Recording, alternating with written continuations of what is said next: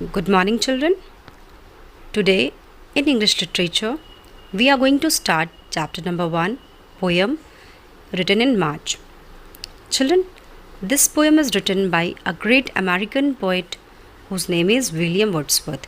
यानी इस पोएम को लिखने वाले पोएट का नाम, कवि का नाम विलियम वर्ड्सवर्थ है. He was born on April 7, 1770.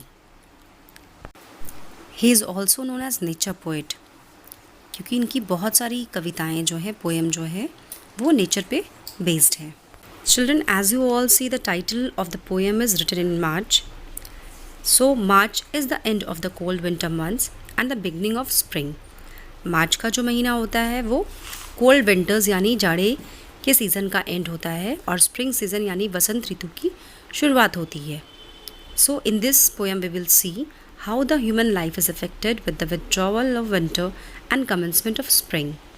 इस पोएम में हम लोग देखेंगे कि जब विंटर सीज़न का एंड होता है और वसंत ऋतु की शुरुआत होती है तो उसका हमारी लाइफ में, नेचर में क्या क्या इम्पैक्ट पड़ता है, क्या क्या चेंजेस आते हैं.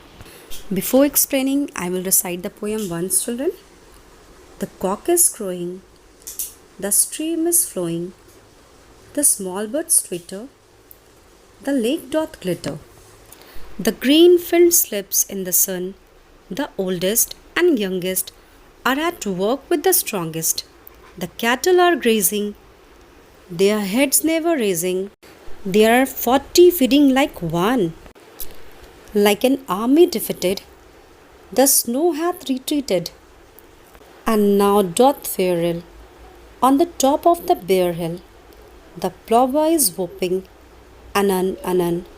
There's a joy in the mountains, there's a life in the fountains. Small clouds are sailing, blue sky prevailing. The rain is over and gone. Children, as you all listen this poem, there are some archaic words. Archaic words वो है जो पहले use किए जाते थे, अब उनकी जगह पे दूसरे वर्ड्स यूज़ किए जाते हैं. ओके तो इस पोएम में 3 ऐसे वर्ड्स हैं जो पहले यूज़ होते थे, अब उनकी जगह पे कुछ और वर्ड्स यूज़ होते हैं. So kindly underline that word and write their meaning also. First one is doth. पहले डॉथ यूज़ होता था, now in place of doth use do और does. Next one is hath. Now in place of hath we use has और have. Then next is anon, anon. In place of anon, anon now we use quickly. Let's understand this children. The cock is crowing. Cock you all know ना, मुर्गा. And crow of the cock indicates the rise of a new day. यानी जैसे ही मुर्गे की कुकड़ुकू हम लोग सुनते हैं, क्या पता चलता है कि दिन की शुरुआत हो गई है. The stream is flowing. यानी स्ट्रीम यानी नदी, नदियाँ जो है वो बह रही हैं. The small birds twitter. जैसे ही सुबह होता है तो बर्ड्स क्या करने लगती है, चहचहाने लगती है. ट्विटर मीन्स चहचहाना. The lake doth glitter. Lake यानी झील, डॉथ का मतलब मैंने समझाया था डू, और ग्लिटर यानी चमकना.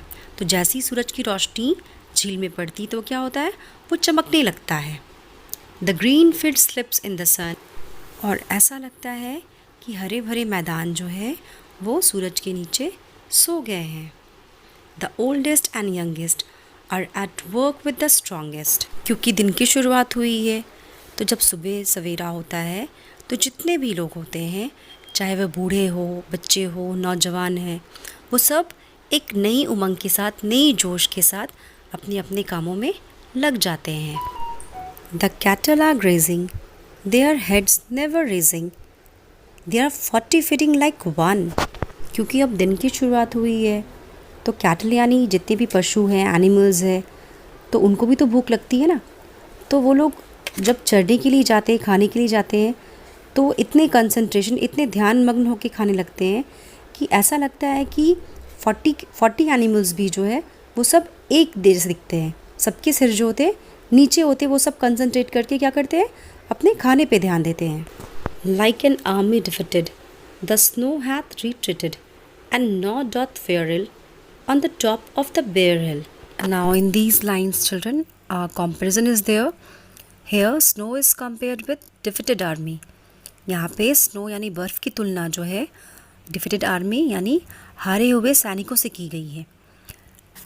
This is why, because the snow which was there in winter season is going to melt now, as it is the end of the winter season and the commencement of spring season. ये snow का comparison जो है defeated army से इसलिए किया गया है क्योंकि विंटर सीज़न जो है अब वो एंड होने वाला है और जितने भी पहाड़ की चोटियों में बर्फ़ जमे थे वो अब पिघलने वाले हैं, वो हार रहे हैं। जिस तरह से एक आर्मी हार जाती है, सैनिक हार जाते हैं, इस तरह से ये बर्फ़ भी हार करके अब पिघल रही है।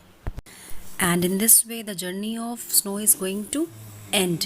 यहाँ फेयर का मतलब जर्नी है, तो इन दिस वे जो जर्नी है स्नो की वो एंड होने वाली है। और जब स्नो पिघल जाएगा पहाड़ की चोटियों से तो पहाड़ की चोटियाँ क्या हो जाएगी, वो पूरी खाली हो जाएगी, बेयर हो जाएगी। Because of ice there were no vegetation, क्योंकि बर्फ़ जमी होने के कारण वहाँ पे कोई भी पेड़ पौधे उग नहीं सकते हैं।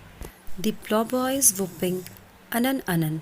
यहाँ प्लॉबॉय का मतलब हुआ है चरवाहा, वो जो गाय बकरियों को, कैटल्स को चराता है। प्लॉबॉय भी सीज़न के चेंज होने की वजह से बहुत ही एक्साइटेड, बहुत ही खुश है और वो ज़ोर ज़ोर से चिल्ला रहा है। There is joy in the mountains, there's life in the fountains. As it is the beginning of spring season, so the snow has melted from the top of the hill and now there are beautiful flowers, greenery on the top of the mountains. अब पहाड़ों में भी हरियाली आ गई है, फूल खिलने लगे हैं और झरनों में भी जान आ गई है। फाउंटेन्स यानी झरना। Small clouds are selling, blue sky prevailing, the rain is over and gone. As it is spring season now, the clouds are clear. क्योंकि अब वसंत ऋतु आ गया है तो बादल जो है, आकाश जो अब साफ़ हो गया है और नीले नीले बादलों को हम आकाश में तैरते हुए देख सकते हैं। और इस तरह से विंटर का जो कठिन समय था वो अब ख़त्म हो गया है। I hope you all understand the poem properly, children. Underline the difficult word and once recite the poem yourself. Thank you, and do bookwork also.